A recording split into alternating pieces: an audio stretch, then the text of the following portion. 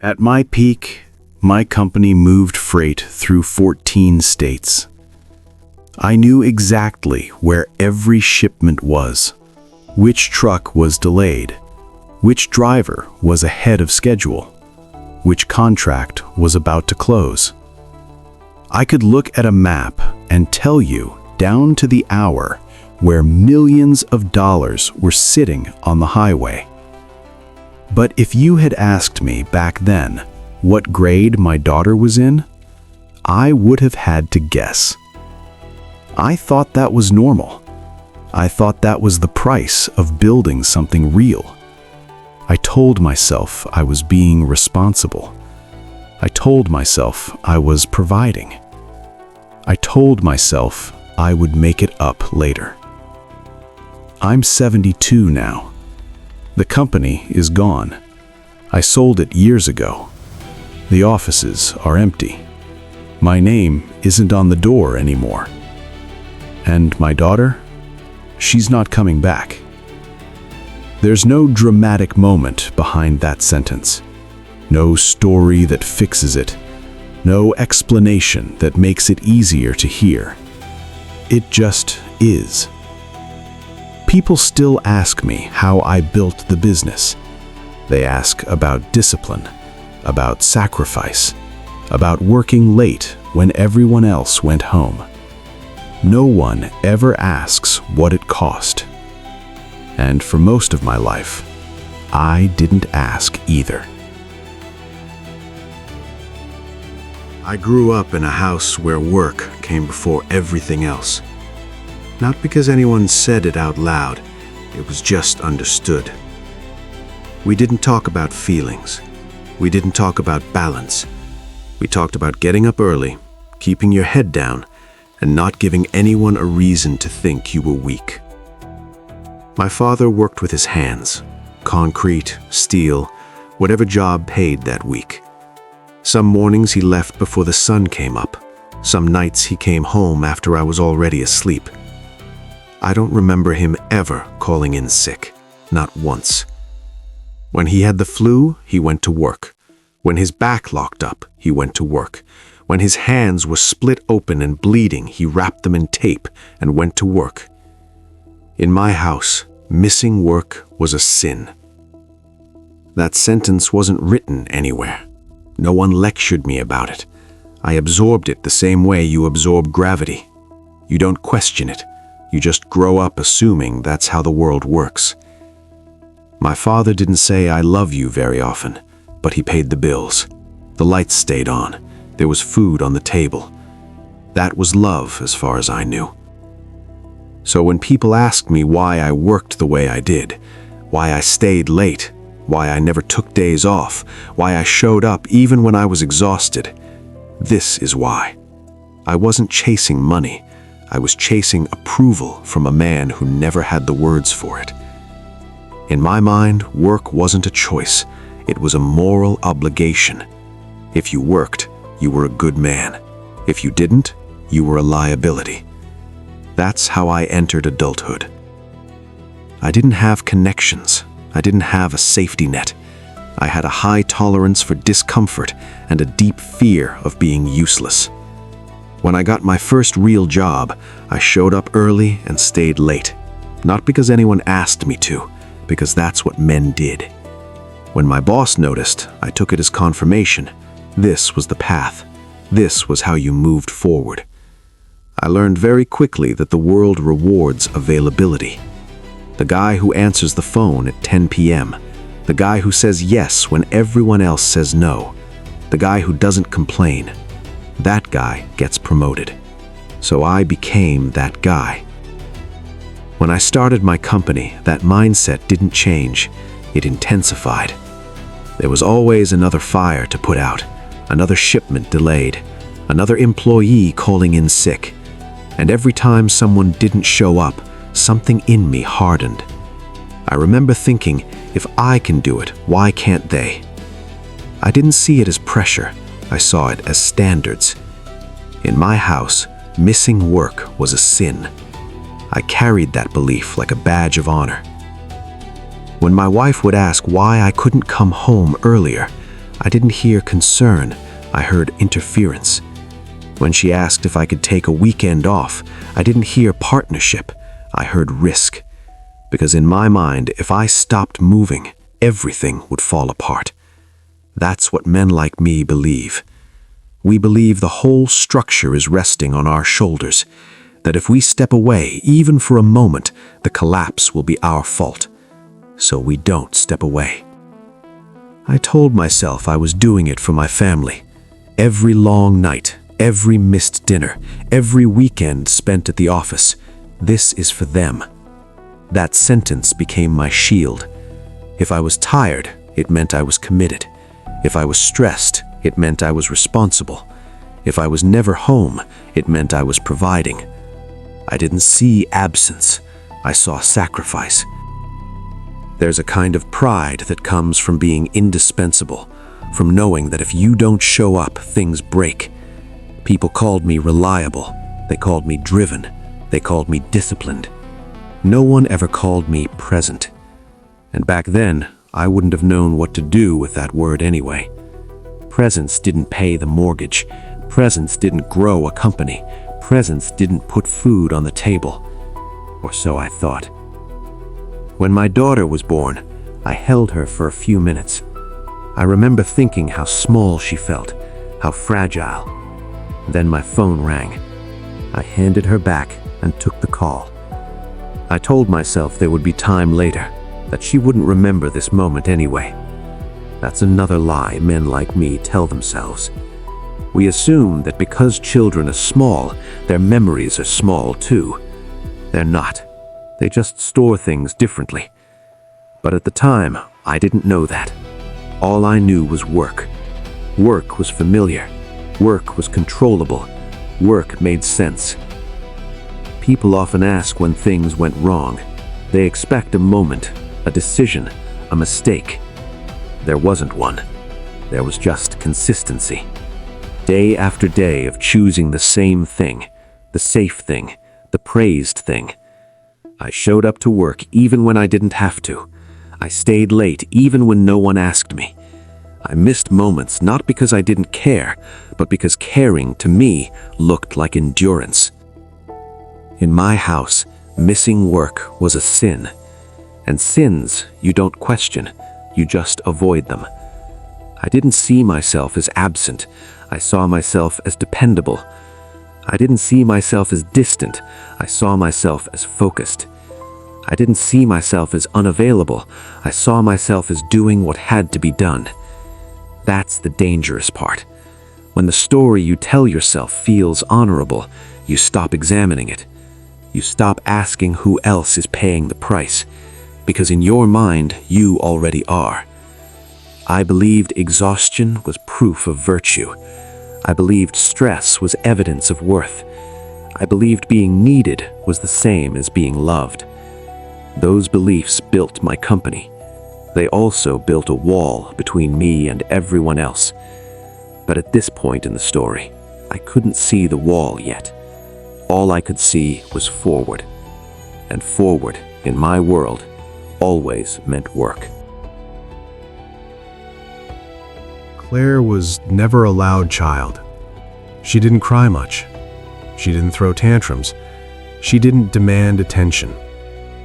If she needed something, she waited. At first, I thought that meant I was doing something right. I told myself she was independent, easy, low maintenance. I was proud of that. Other parents complained about kids who wouldn't leave them alone. I didn't have that problem. Claire rarely interrupted. She rarely asked twice. She rarely raised her voice. She learned early not to interrupt. I didn't teach her that with words. I taught her with patterns. My office was at home, but it might as well have been another country. The door was usually closed. When it wasn't, my attention still was. Claire figured out the rules before I ever noticed she was learning them. She didn't knock. She would leave things outside the door, a drawing, a school paper, sometimes a note folded too many times. I'd find them later, when the house was quiet, when she was already in bed. At first, I smiled. I told myself it was thoughtful, that she didn't want to bother me. That was another lie I accepted too easily. Children don't stop needing you. They just stop asking. There was a night I remember clearly, even now. Claire must have been 6 or 7. I was on a call that ran longer than it should have. Voices on speaker, numbers on a legal pad. I saw her shadow pass by the crack under the door.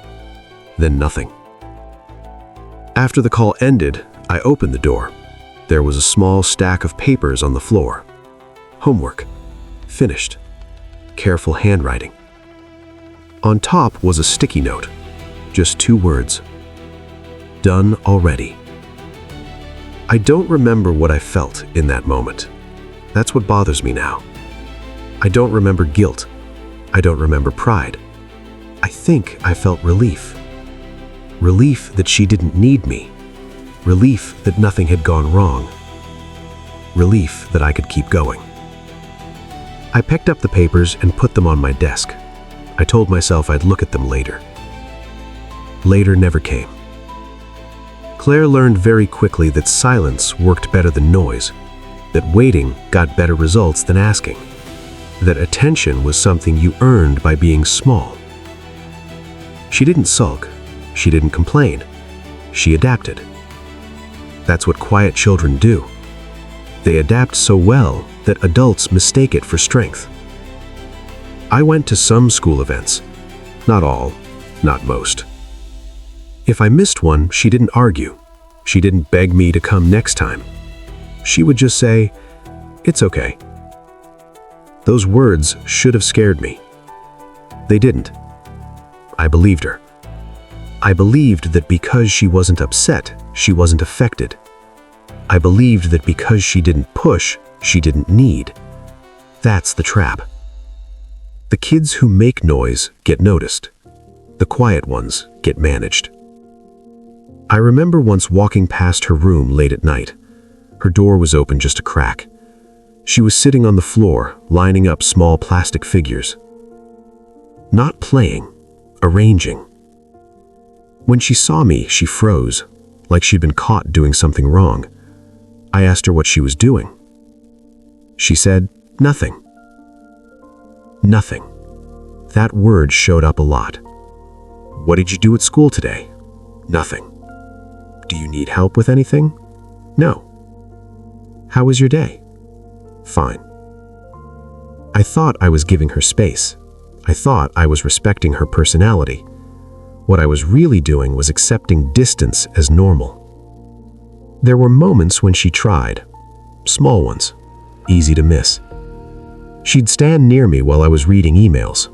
Not close enough to touch, just close enough to be seen. If I didn't look up, she'd drift away. No frustration, no anger, just retreat. I don't remember her ever saying, "Dad, listen to me." And that's the part that keeps me awake now. Because kids who feel safe interrupting, interrupt. Kids who feel unsure, wait. And waiting done long enough turns into something else. It turns into not bothering at all. There was a parent-teacher conference I missed. I don't remember why. There was always a reason. Her teacher told my wife later that Claire was very self-sufficient, that she didn't ask for help, that she figured things out on her own. That was supposed to be a compliment. I took it as one. I didn't ask what made a child stop asking for help. I didn't see the connection between my closed door and her quiet voice, between my focus and her shrinking presence. I saw a calm house, a well-behaved child, a system that worked. What I didn't see was a relationship slowly being replaced by efficiency. She learned my schedule better than I knew hers. She knew when not to speak, when not to appear, when to disappear. That kind of awareness doesn't come from maturity, it comes from caution. But at the time, all I saw was a child who didn't cause problems. And in a life built around solving problems, that felt like a blessing. I didn't realize that every time she placed something outside my door instead of knocking, she was learning something else too. She was learning that access to me was conditional, that attention had rules, that love waited on availability. And one day, without ever announcing it, she stopped leaving things at the door. There was nothing to trip over anymore, nothing to pick up late at night. I noticed the quiet. I just didn't understand what it meant.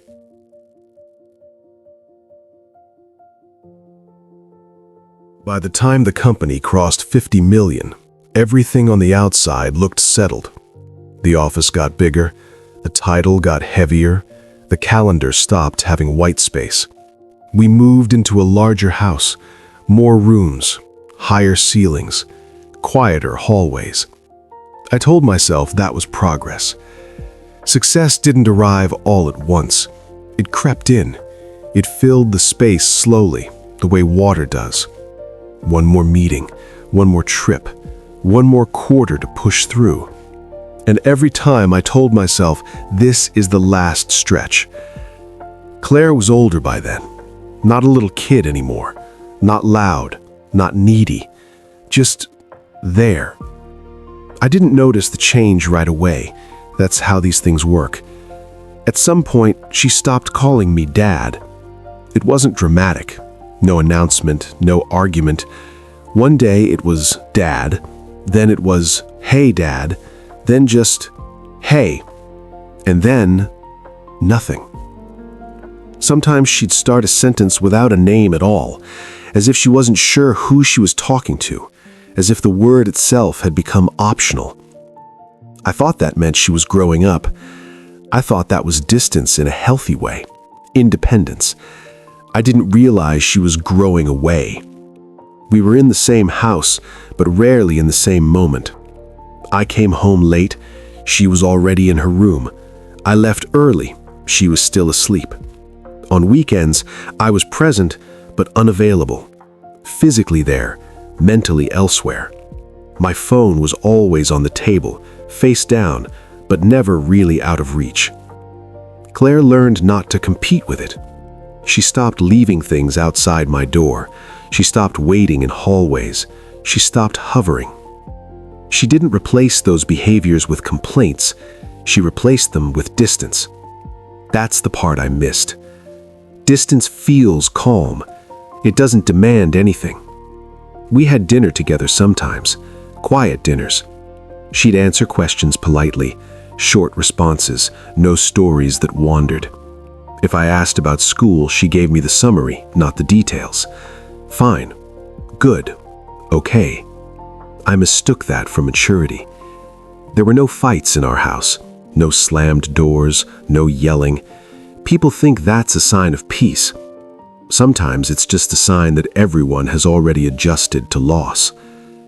When she needed something signed, she'd leave it on the counter, not hand it to me, not wait. If I forgot, she didn't remind me. She'd just find another way. I told myself she was capable, resourceful. I didn't ask why she didn't come to me anymore. When success accelerates, it creates a strange illusion. You think everything else is stable because the numbers are going up. Revenue up, clients expanding, headcount growing. You start measuring life in charts and graphs, and relationships don't show up on either. I remember one evening, coming home later than usual. The house was quiet. I walked past the living room and saw Claire's backpack by the door, not thrown down, placed. Inside, her shoes were lined up neatly, not careless, careful. That kind of order doesn't come from comfort, it comes from awareness. I passed her room, the door was closed. I didn't knock. I told myself she needed space. That sentence became very convenient. There were moments when I felt it, a slight tension, a sense that something was missing, but there was always a call waiting, always a reason not to sit with the feeling. So I didn't. Claire didn't push back.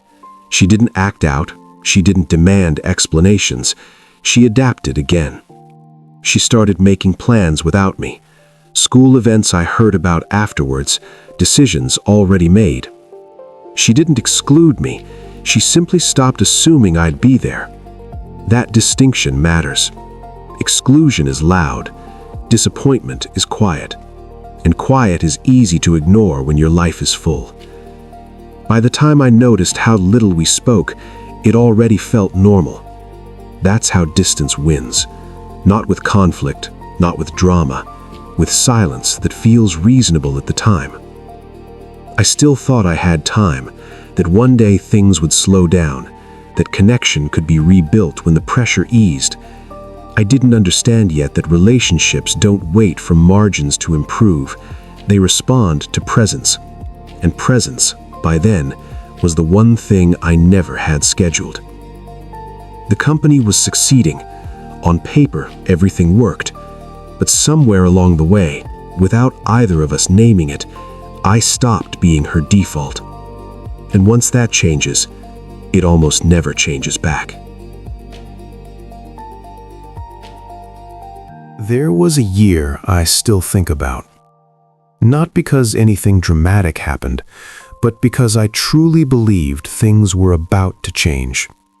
That was the year everything was almost fixed. The company was stable for the first time, not scrambling, not surviving, running. I told myself I could finally breathe, that I could step back just a little.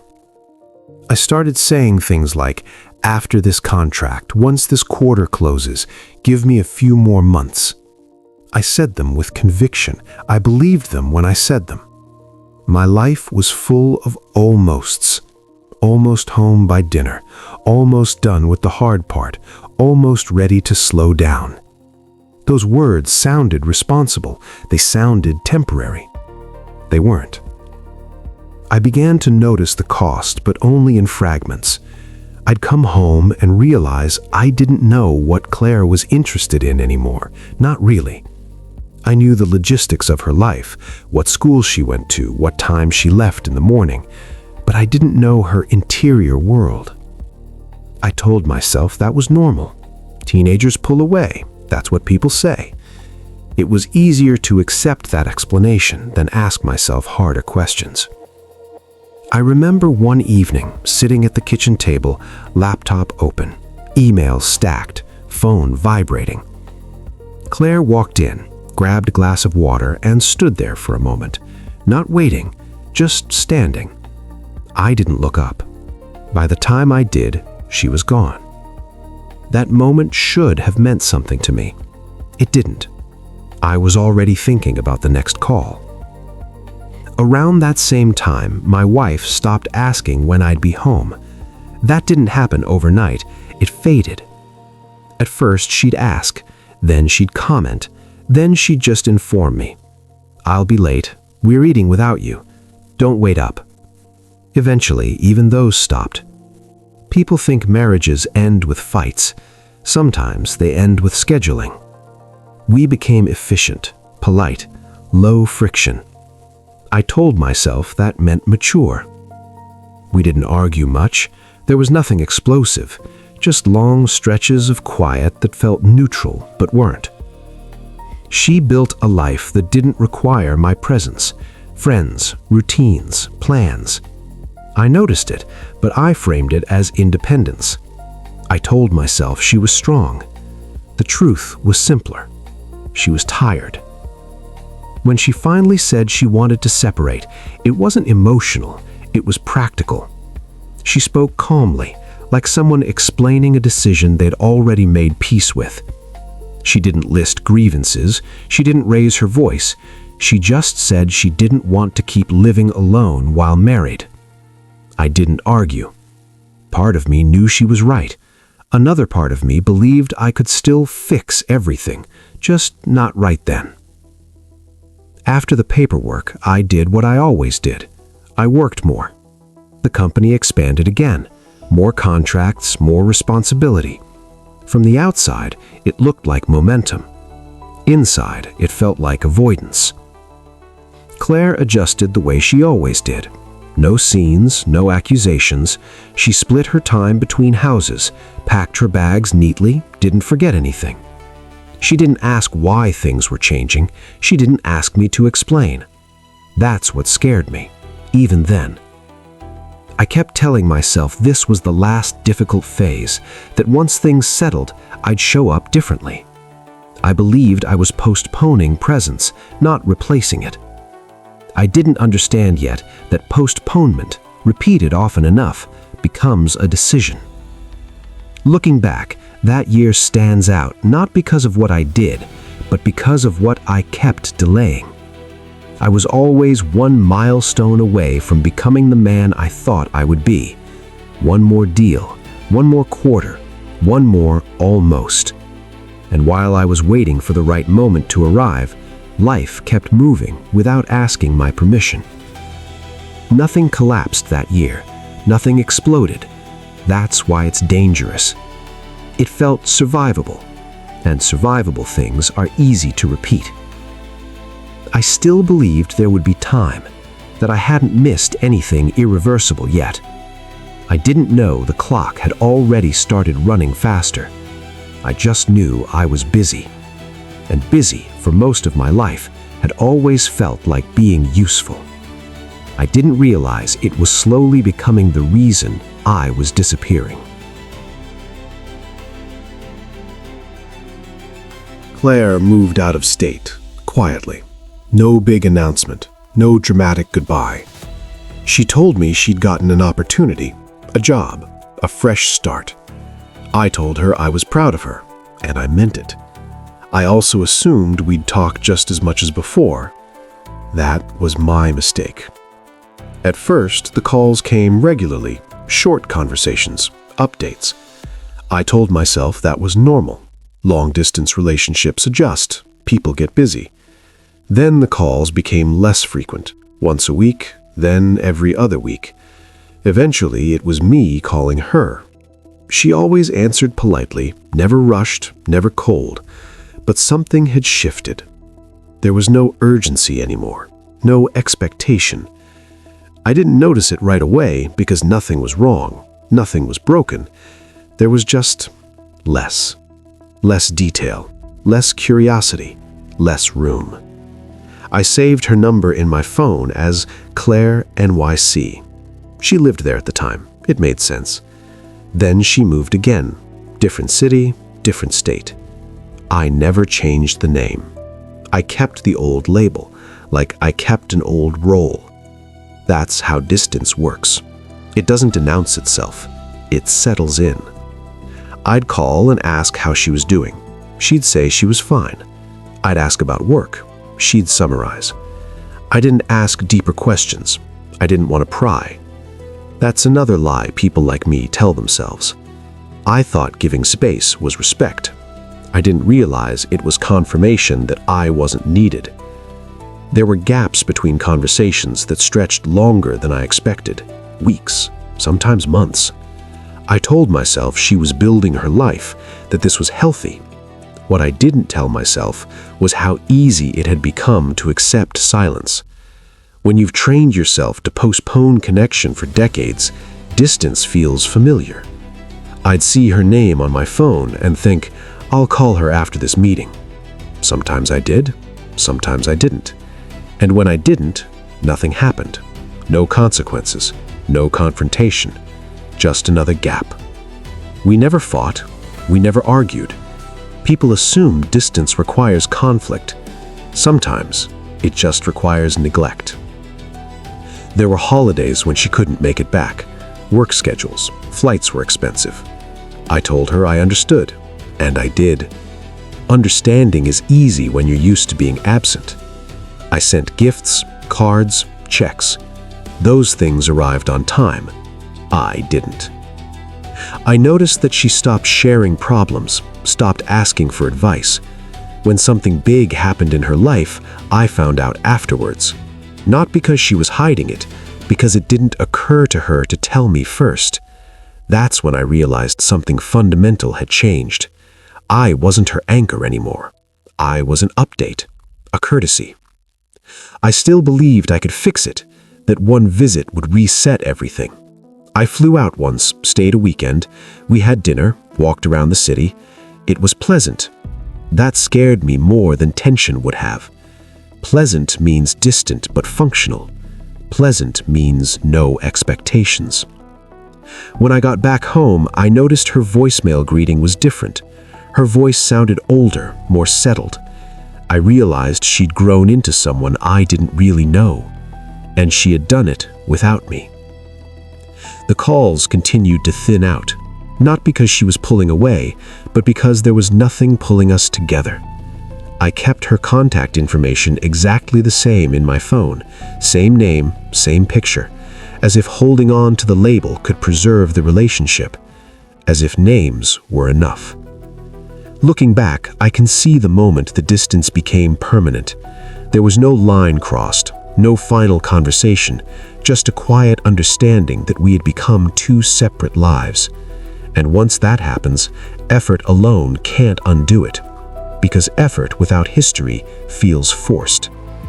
I still told myself I had time, that relationships could be rebuilt later.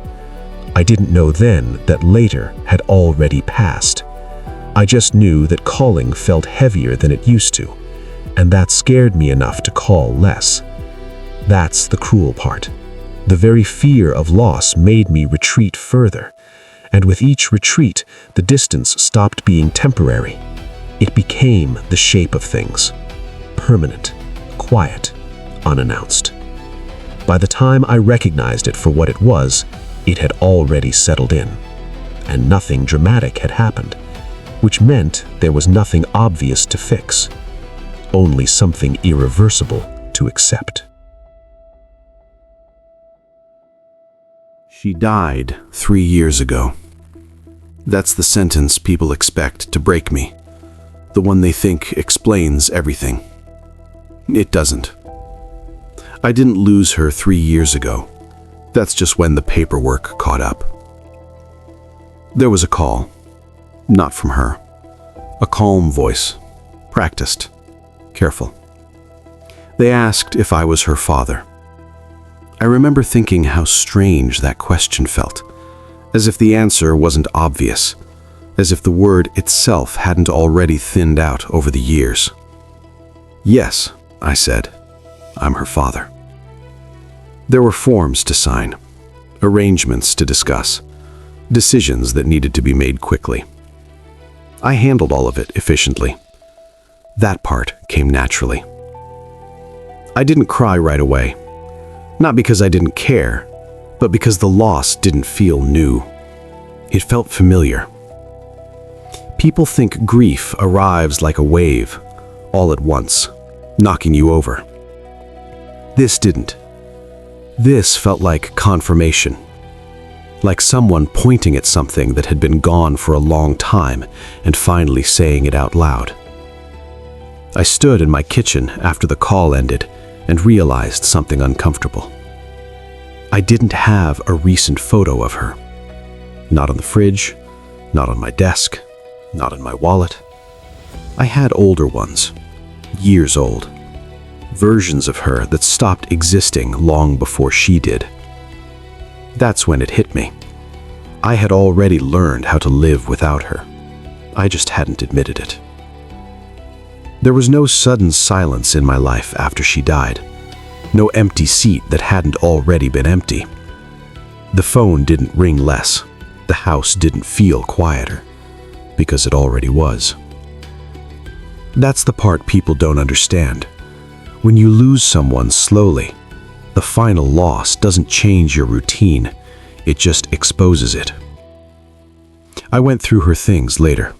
Boxes, documents. I found traces of a life I hadn't been part of. Friends I didn't know. Places I'd never visited. Stories that ended without me. There was nothing dramatic at any of it. Just evidence. Evidence that she had lived fully, just not with me. People told me how sorry they were. They said all the right things. I thanked them. I didn't correct them when they assumed this was new pain. It was easier to let them believe that. because explaining the truth would have required admitting something harder, that I had missed her long before she was gone. There's a particular kind of regret that doesn't scream. It settles. It sits with you quietly and rearranges how you see everything that came before. I replayed moments, not the big ones, the small ones. Doors I didn't open, calls I didn't return, almosts I stacked on top of each other and called responsibility. None of those moments felt important at the time. That's what makes them lethal. If there had been a fight, I could have pointed to it. If there had been anger, I could have remembered the sound of her voice. There was none of that. Just a gradual exit I mistook for independence. When people ask now if I wish I had more time with her, I don't answer right away. Because time wasn't the problem. Presence was. And that's not something you can request retroactively. She didn't leave me in one moment. She left me in pieces. And by the time her life ended, there was nothing left to take. That's why the sentence still feels strange to say. She died 3 years ago. Because in the way that mattered most, I had already lost her long before that. All the paperwork did was make it official. People still ask me how I built the company. They ask about discipline, about sacrifice, about working when everyone else went home. They want tactics, frameworks, rules they can apply. No one asks me how I lost my daughter. That one didn't require a strategy. It didn't happen in a single decision. It happened quietly, one late night at a time.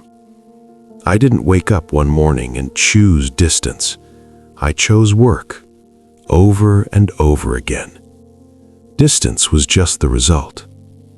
There's no lesson here that fits on a slide, no takeaway that feels clean.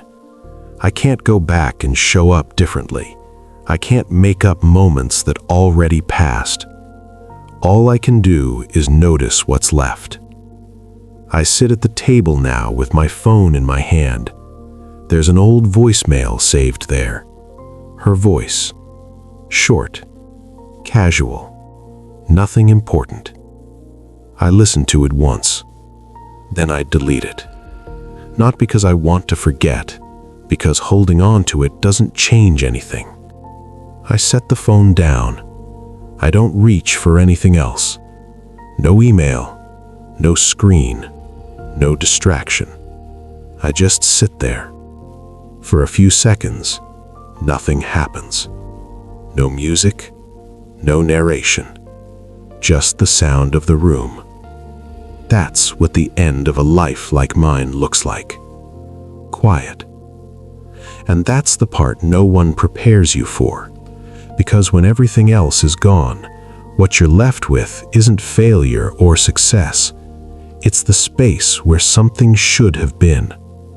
And realizing, too late, that you were never too busy to fill it.